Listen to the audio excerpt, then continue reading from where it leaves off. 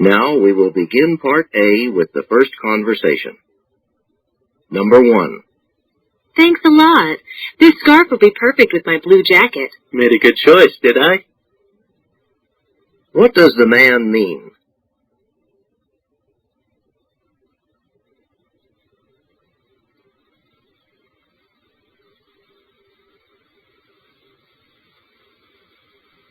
Number 2.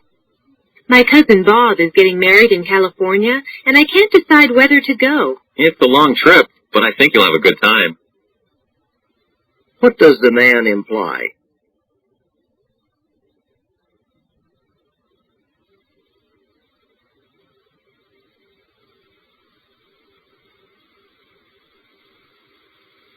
Number 3. Excuse me, could you bring me a glass of water, please? Sorry, but I'm not a waiter. What does the man mean?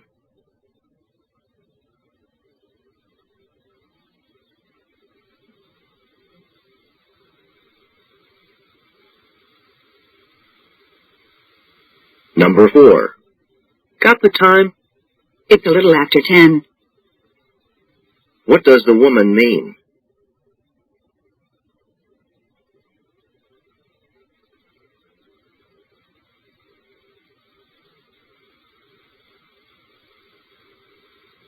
Number 5. You did an excellent job on that presentation. Thanks. I put a lot of time into it. What does the woman mean?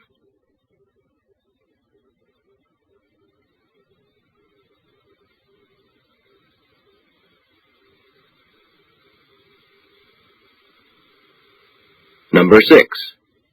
Are you ready to go jogging? Almost. I have to warm up first. What does the woman mean?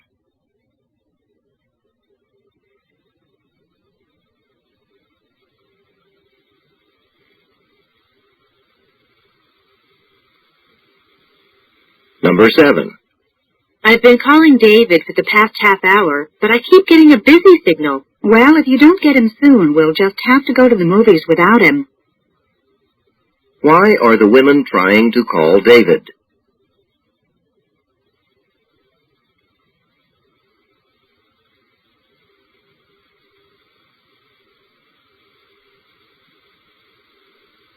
Number 8. If I don't find my wallet pretty soon, I'm going to have to report it stolen. Hold on. Before you call the campus security office, have you checked your car, all your jacket pockets, everywhere?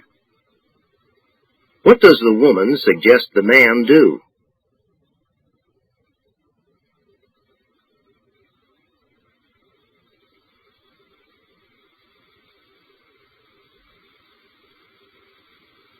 Number 9. I notice you don't buy your lunch in the cafeteria anymore. When prices went up, I decided to bring my own. Why doesn't the woman buy food in the cafeteria?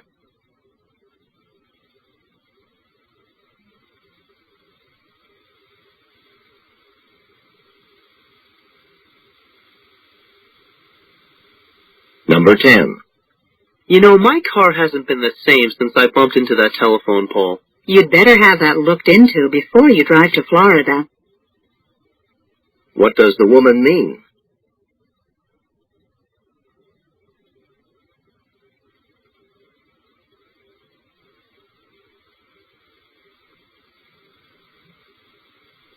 Number 11. Hello? I'd like 2 seats for this evening's show. Sorry, but the performance is already sold out. Would you be interested in something later this week? What does the woman imply?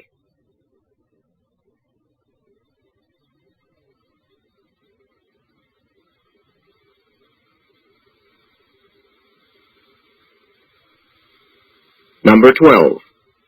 That leaky faucet is starting to get to me. What should we do about it? What does the woman want to know?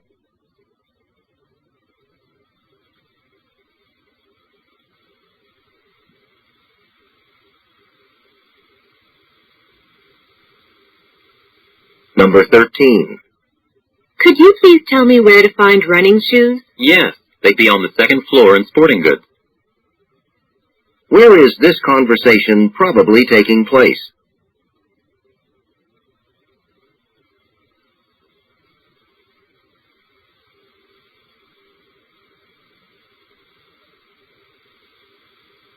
Number 14.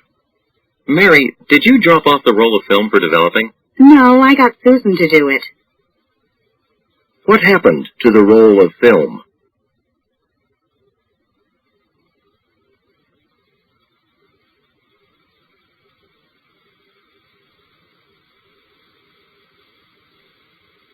Number 15. The floor is awfully wet. What happened? No sooner had I gotten into the shower than the phone rang. What does the man imply?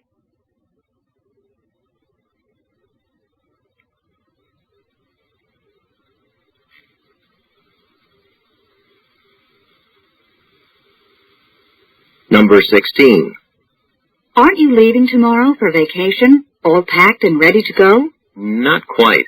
I still have to stop by the drugstore and get my allergy prescription refilled. What does the man imply?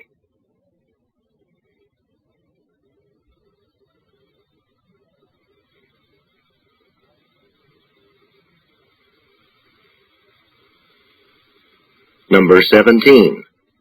It's so mild today. Want to go for a bike ride after your last class? What's the latest we could start? My last class is a chem lab, and it often runs late. What does the woman mean?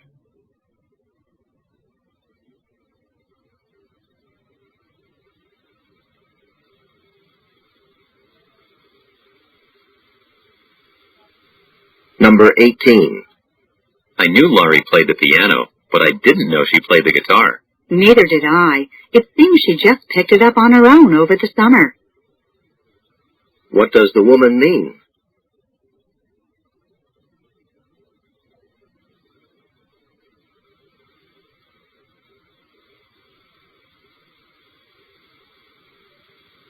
Number 19. I heard that Parker Electronics is going to be holding interviews on campus next week. Yeah? What day? I'd like to talk to them and drop off my resume. What does the woman want to do?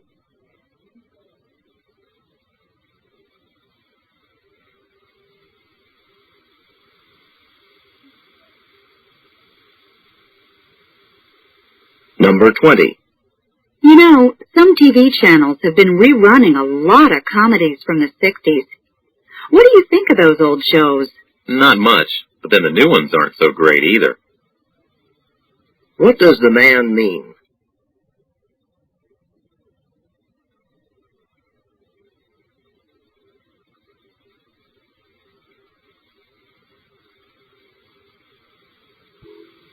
Number 21. Janet, here's the book you loaned me, but I'm a bit embarrassed. I can't seem to find the jacket for it. I would have never even noticed. You're one of the few people who actually returns books to me. What can be inferred from the conversation?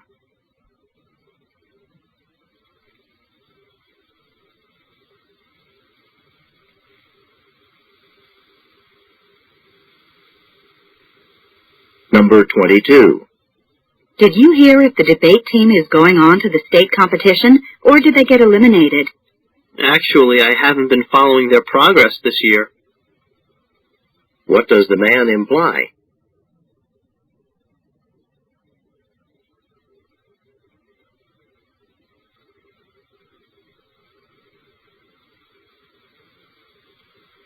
Number 23. I want to take comparative anatomy this year, but according to the requirements, I have to have taken the introductory biology course first. Ask the professor if he can take them simultaneously. All he can do is say no. What does the woman suggest the man do?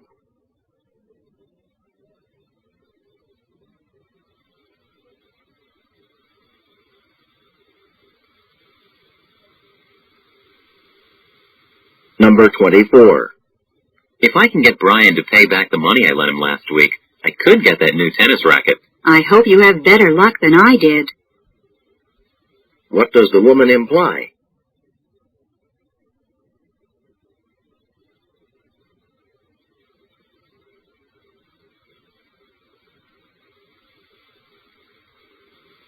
Number 25.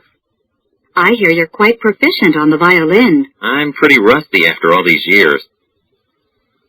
What does the man mean?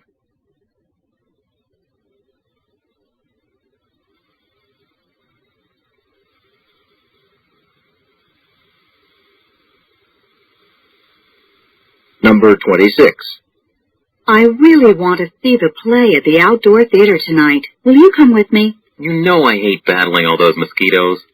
But if you have your heart set on it. What can be inferred about the man?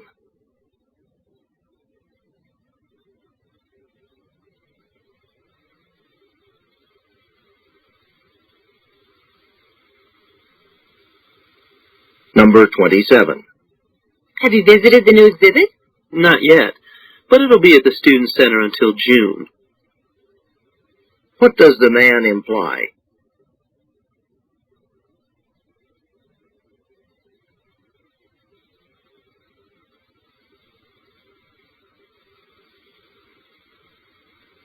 Number 28. I have to be at the dentist at 7:30 tomorrow morning. Then you won't miss any classes. What does the woman imply?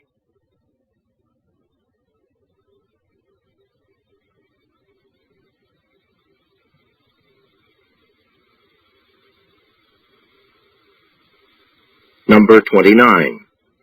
I'm taking up a collection for the jazz band. Would you like to give? Just a minute while I get my wallet. What will the woman probably do next?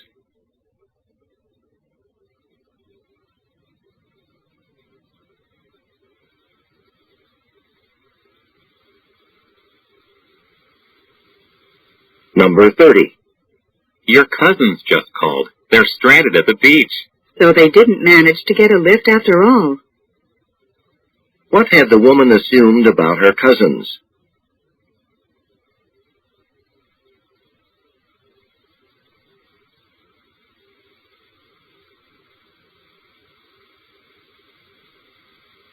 This is the end of Part A. Now we will begin Part B with the first conversation. Questions 31 through 34. Listen to a conversation between two students. Hey, Karen, looks like you got some sun this weekend. Yeah, I guess so. I spent the weekend at the beach. Oh, yeah? That's great. Where'd you stay? Some friends of my parents live out there, and they invited me for as long as I wanted to stay. So, what are you doing back here already? Oh, I have a paper I need to work on, and I just couldn't do any serious studying at the beach. I don't blame you. So, what did you do out there? I mean, besides lie out in the sun, obviously. I jogged up and down the beach, and I played some volleyball. You know, I never realized how hard it is to run on sand. I couldn't even get through a whole game before I had to sit down. It's much easier to run in the wet sand near the water. Not to mention cooler.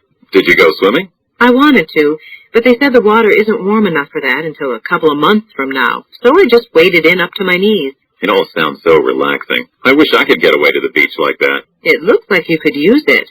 Don't tell me you spent the weekend in the library again. Number 31. How did the woman spend last weekend?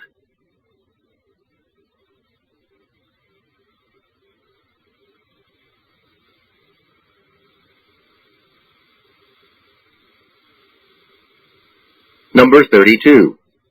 Why did the woman come home so soon?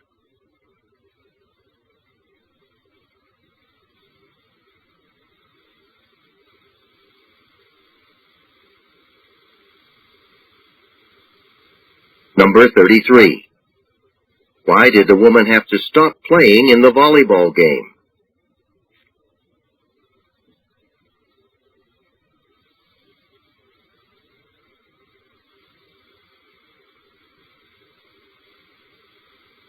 Number 34. Why didn't the woman go swimming?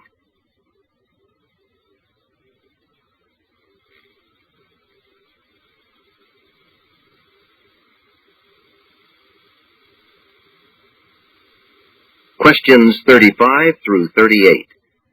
Listen to a conversation between a graduate student and her biology professor. Thanks for stopping by, Anne. I'd like to talk to you about a research project I thought you might be interested in. A friend of mine is working at Yellowstone National Park this summer. Yellowstone? I've always wanted to spend some time out in Wyoming. Wait till you hear what the project is. She's working with the buffalo population. The herds have been increasing in size lately, which is good in theory. Yeah, but I thought they were in danger of becoming extinct. Well, apparently, because of all the winter tourists, paths are created in the snow. More buffalo are surviving the harsh winters because the paths make it easier for the buffalo to move around and find food. But it turns out that some of the herds are infected with a bacteria. Oh, yeah, I heard about that. Brucella abortus. Right. It's been around for quite a while. Yes, it has. And because the buffalo population is increasing, they've been roaming more than usual, and the disease has begun to spread to the cattle ranches that border the park. That's bad news. Isn't that the disease that causes animals to abort their young? Yes, and it's caused a lot of controversy. Some of the ranchers even want to destroy the buffalo herds. That's awful. Have they made much progress with the research? So far, they've been collecting tissue samples from dead buffalo to see if the bacteria is present. I'd really be interested in working on this. You know I've been researching diseased animal populations. That's why I thought of you. I took the liberty of mentioning your name to my friend. She's hoping you'll be able to spend the whole summer out there. Well, I was going to work on my thesis a lot in July, but I'm sure my advisor wouldn't want me to pass up this opportunity. Number 35. What did the professor want to talk to Anne about?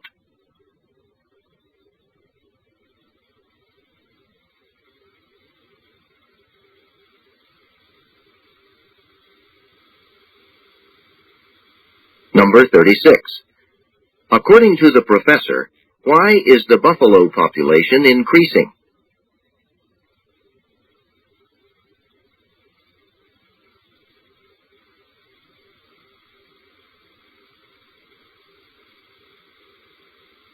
Number 37. Why does the professor think Anne would be interested in going to Yellowstone?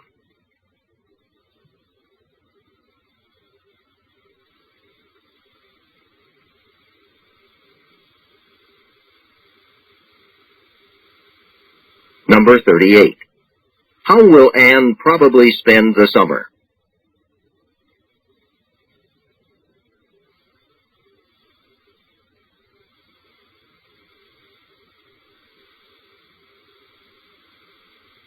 This is the end of Part B. Now we will begin Part C with the first talk. Questions 39 through 41. Listen to a talk given by a tour guide. Welcome to Everglades National Park. The Everglades is a watery plain covered with sawgrass that's home to numerous species of plants and wildlife. At 1.5 million acres, it's too big to see it all today, but this tour will offer you a good sampling. Our tour bus will stop first at Taylor Slough. This is a good place to start because it's home to many of the plants and animals typically associated with the Everglades. You'll see many exotic birds and, of course, our world-famous alligators. Don't worry, there's a boardwalk that goes across the marsh, so you can look down at the animals in the water from a safe distance. The boardwalk is high enough to give you a great view of the sawgrass prairie. From there, we'll head to some other marshy and even jungle-like areas that feature wonderful tropical plant life. For those of you who'd like a closer view of the sawgrass prairie, you might consider renting a canoe sometime during your visit here. However, don't do this unless you have a very good sense of direction and can negotiate your way through tall grass. We'd hate to have to come looking for you. You have the good fortune of being here in the winter, the best time of year to visit. During the spring and summer, the mosquitoes will just about eat you alive. Right now, they're not so bothersome, but you'll still want to use an insect repellent. Number 39. What is the main purpose of the tour?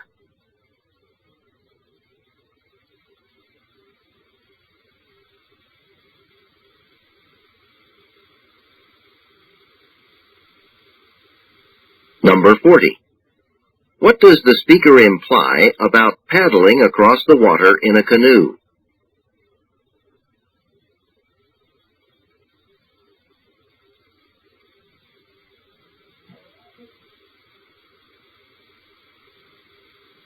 Number 41.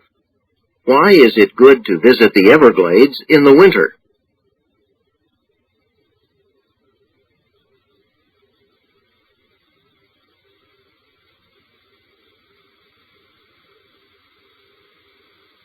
Questions 42 through 46.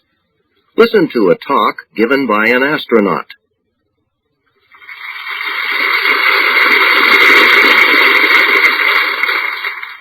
Thank you.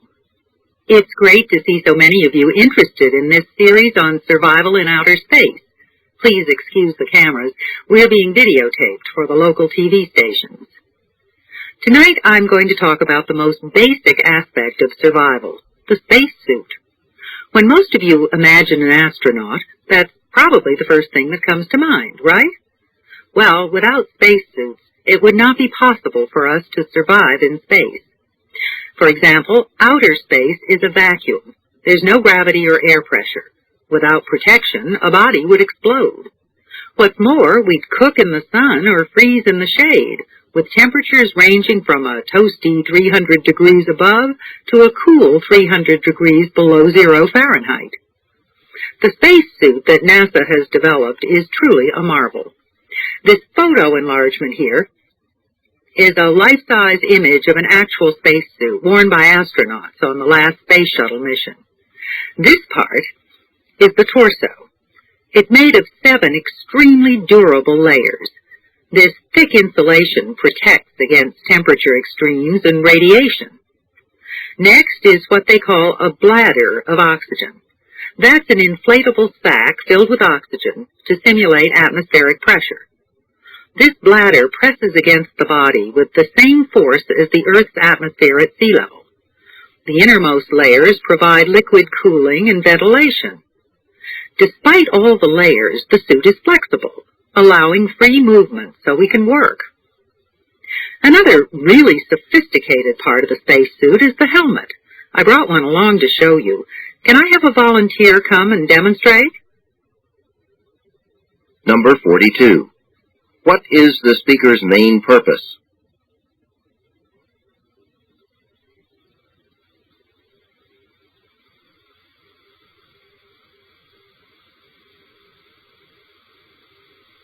Number 43. What would cause an unprotected human body to explode in outer space?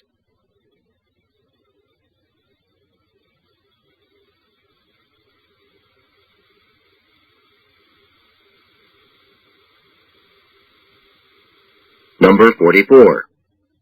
Where is the bladder of oxygen located?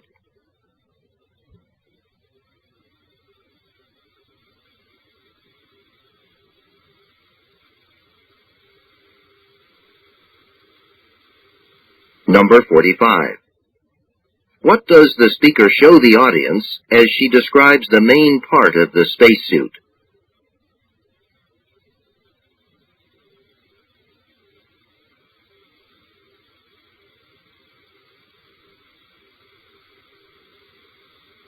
Number 46.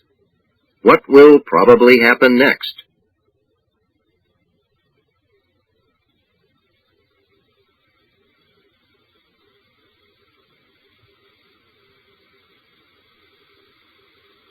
Questions 47 through 50. Listen to a talk about a program sponsored by a student organization. Good evening. My name is Pam Jones, and on behalf of the Modern Dance Club, I'd like to welcome you to tonight's program. The club is pleased to present the TV version of The Catherine Wheel, Twyla Tharp's rock ballet. This video version of the ballet has been even more successful with audiences than the original theater production. It includes some animation, slow motion, and stop-action freezes that really help the audience understand the dance. The title of the piece refers to St. Catherine, who died on a wheel in 307 AD. Nowadays, a Catherine wheel is also a kind of firework. It looks something like a pinwheel. Anyway, the dance is certainly full of fireworks. You'll see how Twyla Tharp explores one family's attempt to confront the violence in modern life. The central symbol of the work is a pineapple, but exactly what it represents has always created a lot of controversy. As you watch, see if you can figure it out. The music for this piece is full of the rhythmic energy of rock music. It was composed by David Byrne of the rock band Talking Heads, and the lead dancer in this version was Sarah Rudner, who is perfectly suited to Tharp's adventurous choreography. Following the video, dance teacher Mary Parker will lead a discussion about the symbolism Miss Tharp used. We hope you can stay for that. So enjoy tonight's video, and thank you for your support. Number 47. What is the purpose of the talk?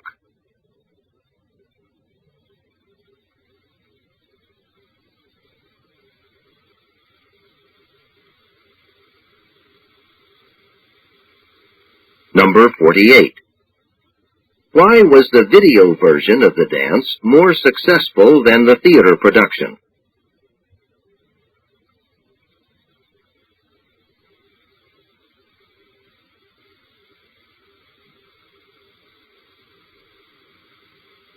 Number 49. What kind of music is the dance performed to?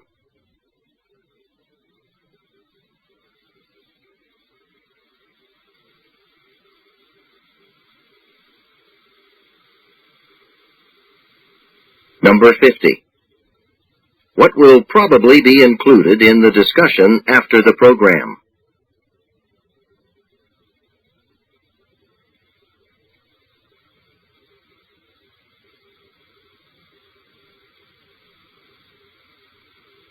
This is the end of Section 1 of Practice Test B.